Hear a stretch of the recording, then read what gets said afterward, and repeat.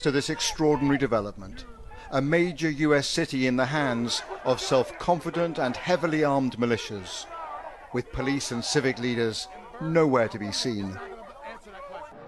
It was a brazen show of strength with an unmistakable message that there are new sheriffs in town.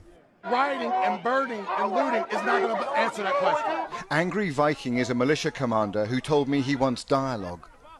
And we're here just to protect the building. That's it. And we're here to do this. Meet and talk. You was gonna allow it to happen. But that dialogue quickly descended into furious arguments. Black Lives Matter activists, who have held a vigil here for 100 days, say the militias are a pure provocation. Tired, exhausted, worn out. What else do you want me to say? Do you think it'll end up as a fight? Yes. Yes, people are going to die, bro. People are going to die. I don't know who's going to be. Which militia are you from? Many of these disparate groups Which militia are you from? had no interest in identifying Excuse me, themselves. sir. Which militia are you from? We are all Americans here. We're all Americans here. We're all here for the same. We're all here actually against you is what we're here against. You're impeding me from moving my group that way right now, are you not? Yes, you are. I'm asking you what you're doing here on the streets of this city.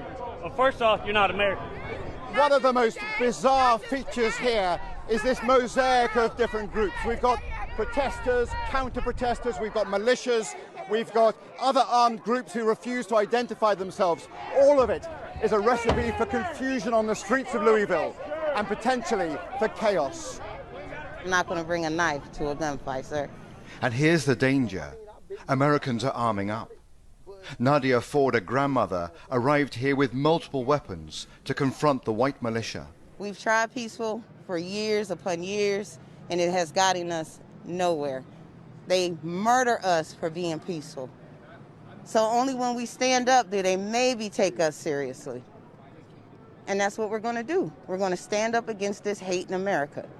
Eventually, some police did break cover, and this civil rights lawyer, heavily armed himself, said his aim was to run the militias out of town amid multiple threats to his life.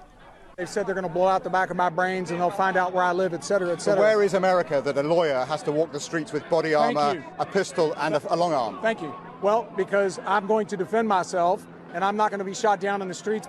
America's militias are emboldened at this volatile moment, emerging out of the shadows in a way I have never seen before. When I move you to the street, you will load your weapon. A few miles up the road, we saw a whole new phenomenon. Y'all say you soldiers? An African-American militia with hundreds of troops. They have a black nationalist agenda. Hand on the shoulder of the person in front of you. It's as much a cult All right, take. as a military formation. This is the NFAC militia. It is well organized and quasi-military.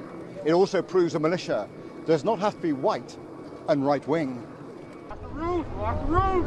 As hundreds of their armed followers marched through a residential suburb, I'll call in reinforcements. we glimpsed their mysterious leader. Known as Grandmaster Jay, he is a charismatic but enigmatic figure. Move! Clear out! Fearing assassination, his bodyguards surround him